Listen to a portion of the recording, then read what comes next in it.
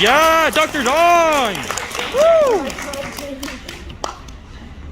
I don't know, is this loud enough? Or is this, you guys, because the mic cramps my sound a little bit. Will this be okay? Yeah. Okay, I prefer this. Thanks. I had some ideas what I was going to talk about. I didn't get enough sleep last night. I might not be coherent. But you guys all know the feeling. I've seen your presentations. But I've decided ultimately what I'm going to do today is insult you. So I want to make sure you're aware of that up front, so you don't come to me and say, Dr. Dong, I was insulted. Because I was like, yes. Okay? I want to talk about, so Dr. Actually, I feel like talk about some big things, some important things. I want to start with something smaller, something a little more contemporary and close to our lives. I want to talk about mental health days. Did you notice your reaction? You notice I won't laugh? I knew you would laugh. Because it's a joke, that's why you laughed. They're a joke. If I had said, let's talk about mental health, you've gotten real serious. Like, oh no, he's going to talk about suicide or something, right? But I say mental health days, then you know I'm not talking about anything serious, right? That's because they're a joke. I know that there are people who really use them for real serious needs, and I know that. But I know because I don't have to guess, because people tell me that you use them for all sorts of other things, and you are cheerfully going to lie to the counselors about it, so you can go to get your 4-day weekend, or go to your birthday party, or just, I'm a little bit worried today, or you know what, I'm just tired, I don't feel like going to class today. And you do it, you call it a mental health day, and you take it, and you've been doing it all semester. It's not actually, what I want to talk about is not actually the fact that you're lying, though that does bug me. It's not actually the fact that it's really annoying for your teachers, that does bug me too, but that's actually not the real problem. The real problem I have about it is not about institutional policy, which we'll figure out one of these days, but it's about you. It worries me and it bothers me how easily people are willing to just say, well, I kind of don't feel like doing that today, so I won't. That's really what's behind our use of the mental health day. Just like, you know what, I'm not just going to do it today, and no one can stop. It's true that no one can stop. It's still your choice whether you're doing what you do with it. And so, I want to address this a bit, because I feel like this is a much bigger problem than the old, we'll work out the policies ourselves, I don't care about that. Your teachers will figure out the makeups, I don't care about that. But you have to go on with the rest of your life. And it bothers me that you have the idea of this constant backdoor, sort of an easy off-ramp. Oh well, I'm just not up to it today, so I won't do it, right? Let me tell you, the mental health days are not officially in colleges yet, but I'll bet they will be. The motion of society is in that direction. That you need these escapes, these getaways, to otherwise you won't be able to do it. And so you'll have them, and you'll have them by the time you're starting your job. You quite possibly will have mental health days. I'm getting them. It's going to be state law almost certainly soon. And so they're going to be there. So I think they're a real problem. And they're a real problem because they tell you that whenever things get hard, what you should do is go take a break. I have nothing against breaks in principle. I have nothing against breaks that are escapes from things that are hard but important. So this last pandemic we discovered about a new class of heroes. Heroes during the worst of the pandemic were the people who went into work when it was dangerous to go into work. The ones we really heard about a lot, rightly so, were the doctors and the nurses, especially in the early days of the pandemic. They're often short on personal protective equipment, and they kept coming in to hospitals full of dying patients, right? And they kept coming in at a risk to their own lives, and some of them did die, and more of them got sick. And there's plenty of articles that show you it was terrible for their mental health, because it's terrible to be around dying people. And they kept coming in, because there was something else that was more important than their mental health. And that's a 4-letter word that I feel like people don't like to talk about with kids anymore, with adults anymore. But I feel like it's something we've sort of lost by and large as a society. And that 4-letter word is duty. Duty is something you do, not because it benefits you, but because it is something you have to do. In fact, if it benefits you, you don't get to call it duty, right? When you go to college, good for you. That's not duty. You just did it, right? Because you get something back from it. So like that, you know, that's just like, right? If you are like oh, I really want to try and get this good job. Well, great, but that's not your duty to get a good job. That's just your self-interest, right? Duty, by definition, is about something that's not you, but it's something that you have to do for the sake of some other person or some other cause. That's what we call duty. What I think we haven't acknowledged to you is that you, as students, have a duty. And that duty, of course, as students, is to learn. You know, Dr. Eshelin talked about how college is.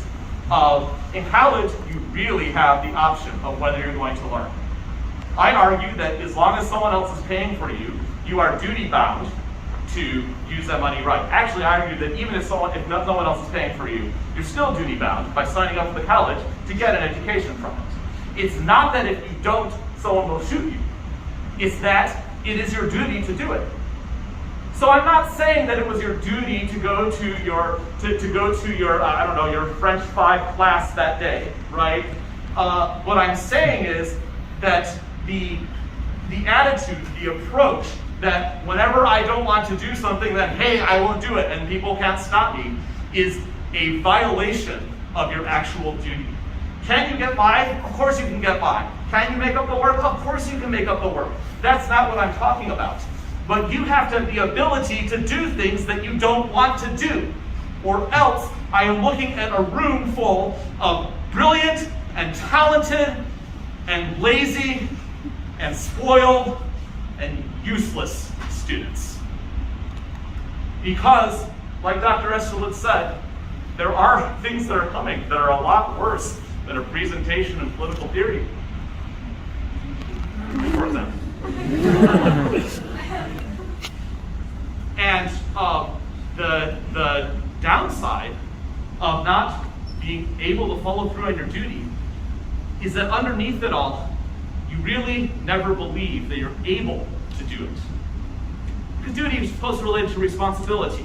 And if you don't do your duty, you don't get the practice. You know, this is something that Aristotle talks, I think Aristotle got dead on, which is that virtue is a matter of practice, not a matter of just a one-time thing, right? You have to exercise it. You have to get into the habit of it. If you are not in the habit of shouldering burdens, of doing things that you don't want to do, then you're not going to be able to do it later because you won't be in the practice of it.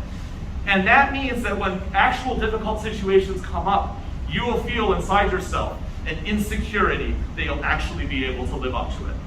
And that will cause you to keep on taking the off-ramps. And this is a free, very free country, which means there's always a way out. But the ways out are the ways that lead away from a fulfilling life. And so you will take the good and salvageable relationship and walk away from it because you can. Because you don't want to take the responsibility, the duty of being the one to maintain it. So instead you walk away from it, even if you know it's going to hurt other people, even if you know it's going to hurt your children. Or when it comes to having children, a lot of people don't have children, not because it's too expensive, not because they don't want them, though sometimes people will say that, but because deep down they don't think they can bear the duty of it. And so you rob yourself of one of the most fulfilling things that life has to offer because you don't think you can handle it. But that doesn't start then. 10 years or something from now when you're thinking about it, it starts now. You have to do your duty. So, I understand. Look, I understand that I am oversimplifying things. I understand there are very real mental health problems, depression and anxiety and other things. I understand that there's a lot more to it than what I'm talking about. I understand that all these things that I understand that life is not that simple. But I thought it would be nice to say to you, just once, the whole time I feel like this whole last several years, everything they talk about the students, everything they say to you has the undercurrent in it that says you really can't do it.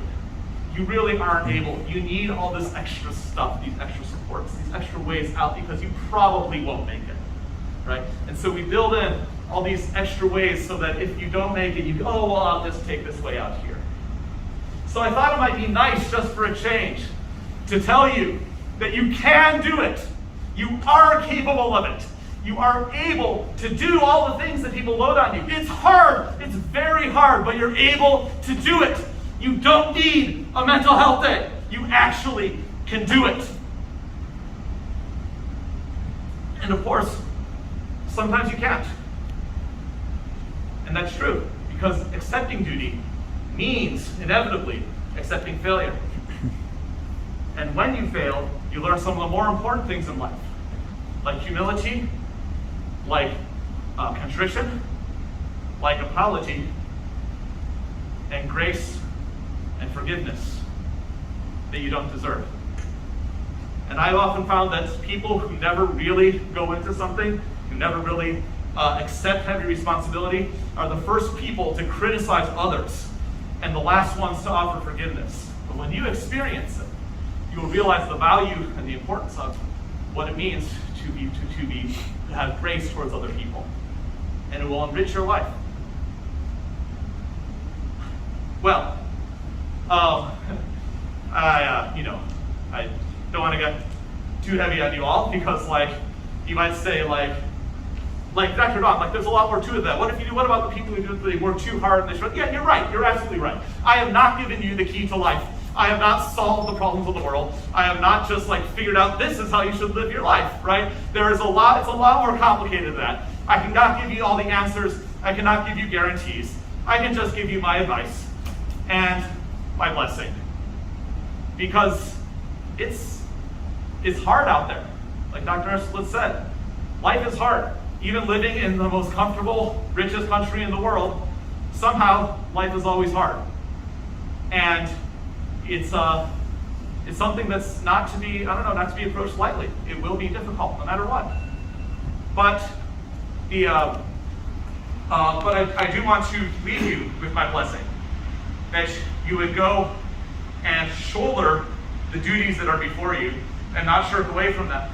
That when someone offers you an easy way out, that you would say, no, I would have to do what is my duty.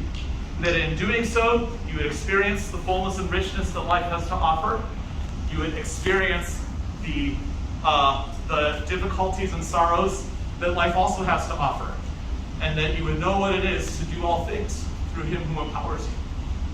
Or to put it another way, the words of an ancient Hebrew writer, class of 2022, the Lord bless you and keep you. The Lord lift up His face upon you and be gracious to you. The Lord lift up His countenance upon you and grant you peace.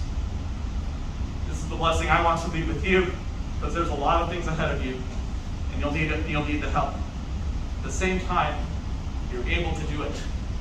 Soon I'll be too old and decrepit to do things myself. I'll be relying on you to carry the human race forward, right? That's your duty. You guys are up for it. Congratulations.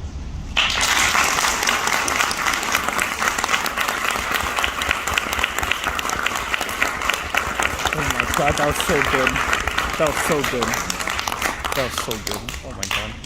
All right. Well, again, a huge thank you to Dr. Dong and Dr. Esplin. That was really powerful, and I'm super glad that you all came out to listen. I'm super glad we were all able to watch this together.